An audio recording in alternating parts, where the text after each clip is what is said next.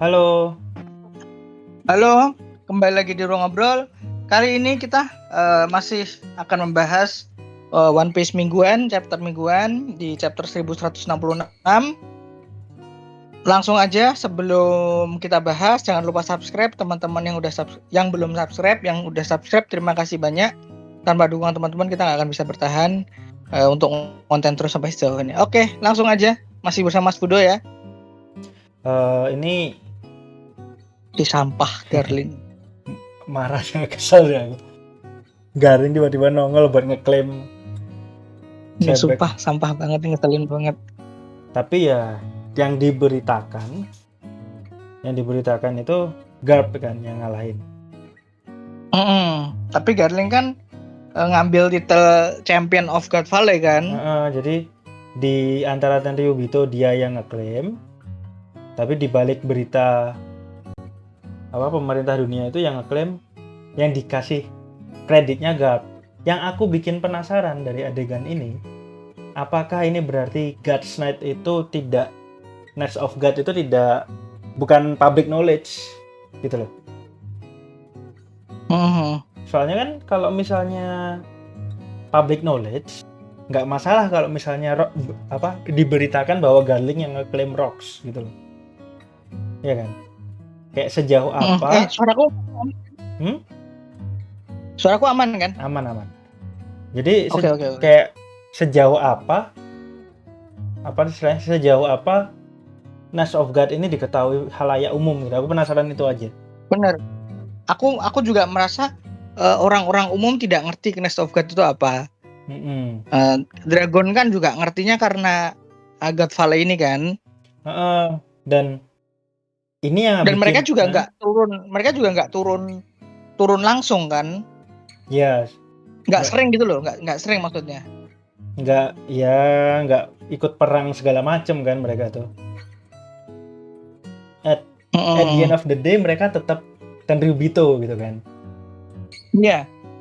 Nah yang aku juga penasaran, ini tuh bikin aku ngerasa Brook ini siapa di masa mudanya, kok dia tahu soal Knights of God. Nah ya juga ya. Ya kan? Anjir. Itu lebih bikin aku penasaran lagi.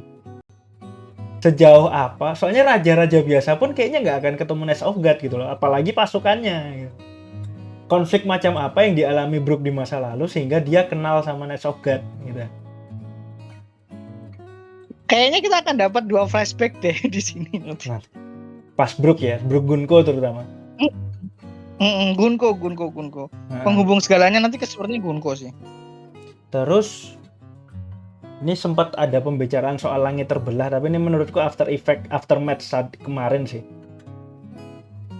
Kayak ya aku juga ngerasa itu relevan banget sih. Soalnya kan God Valley-nya udah musnah ibaratnya. Terus Garp, Rock sama Roger habis bertarung ngeluarin haki habis-habisan, langitnya masih terbelah, paling nggak lebih dari itu. Kalau Uranus muncul atau apa itu aku nggak ngerasa bahwa itu bakal bikin langit terbelah gitu.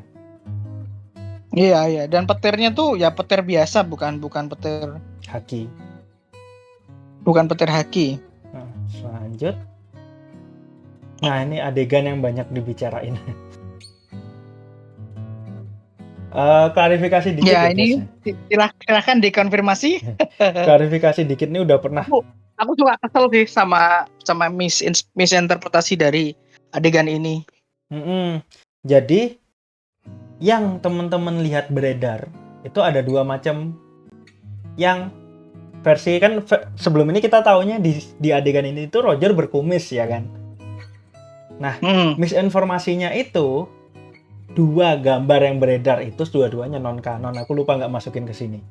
Yang satu dari movie film Red, yang mana itu non kanon.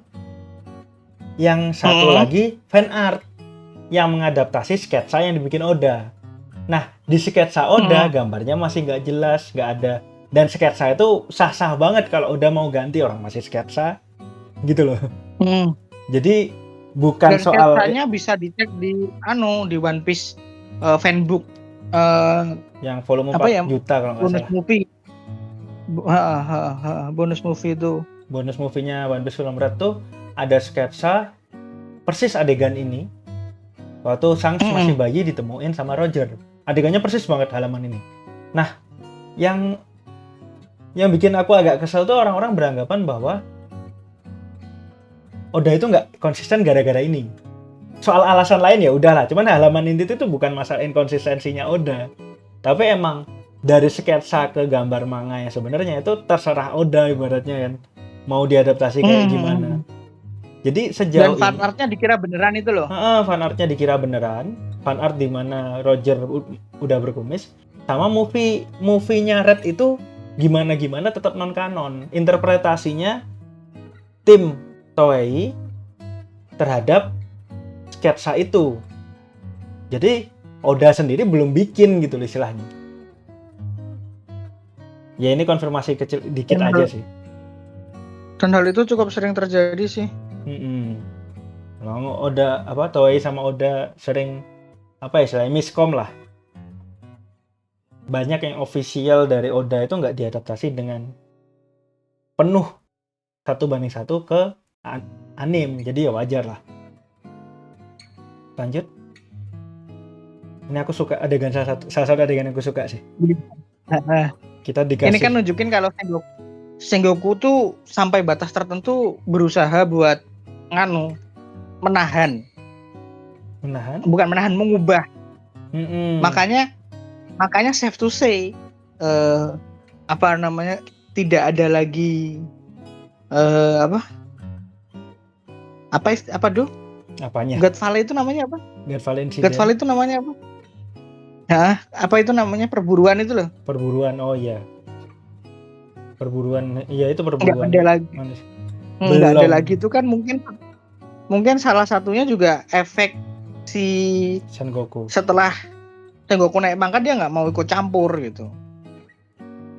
Ya belum tentu, nggak ada sih mas. Kita cuman simply nggak tahu aja. Betul. Belum tentu nggak ada. Tapi menurutku safe to say nggak ada lagi sih. Karena resiko yang didapat terlalu gede satu. Kedua kan harus ada backup dari marinir kan.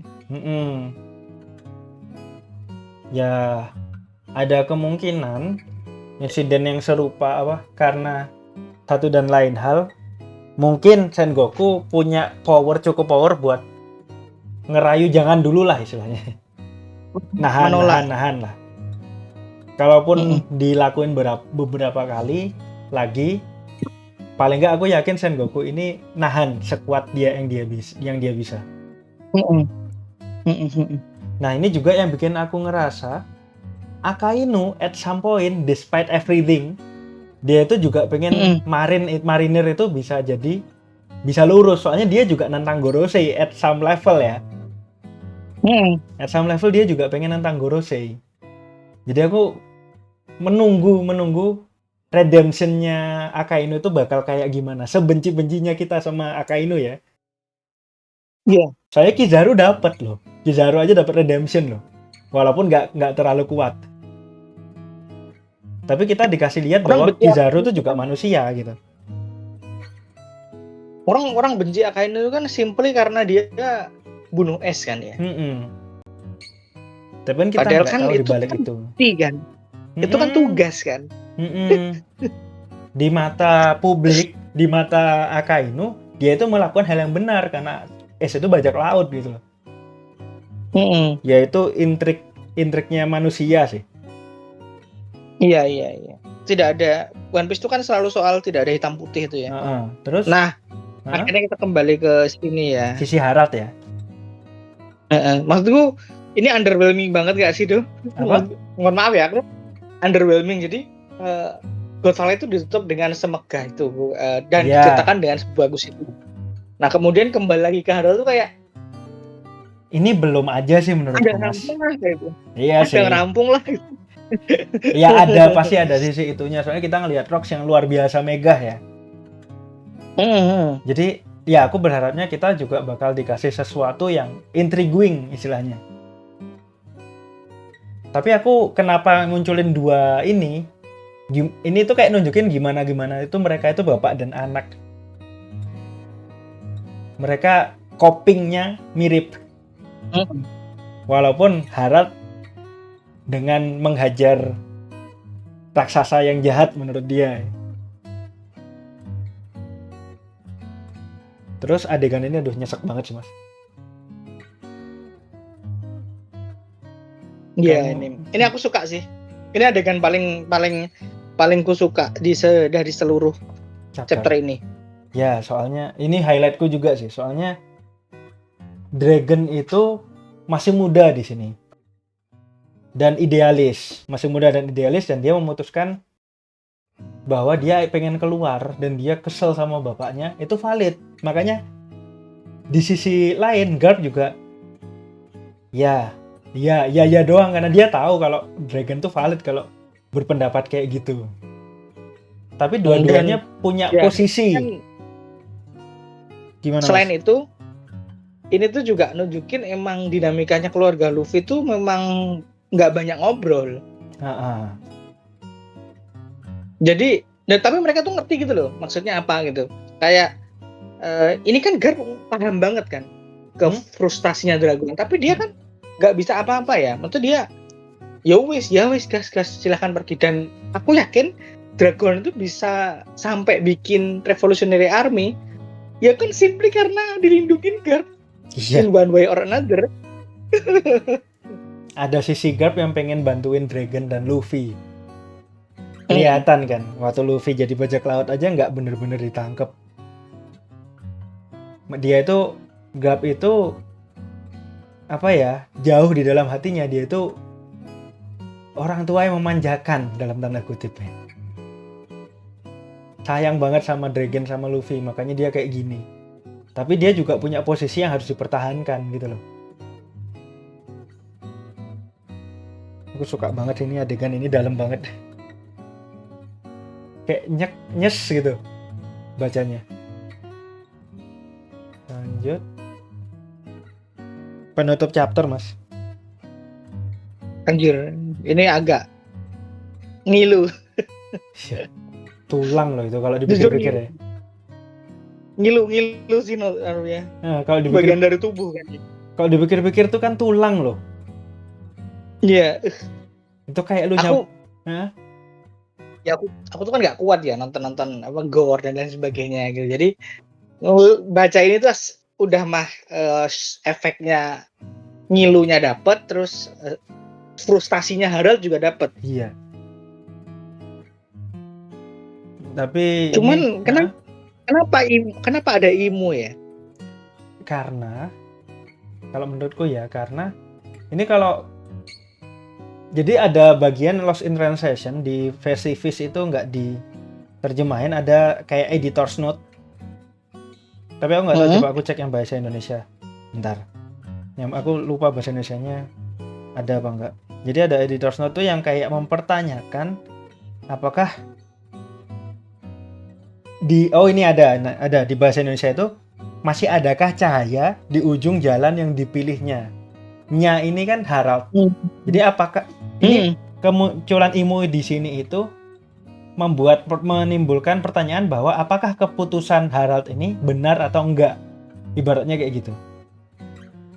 Jadi dan kita semua tahu salah. Kita semua tahu ini bakal salah.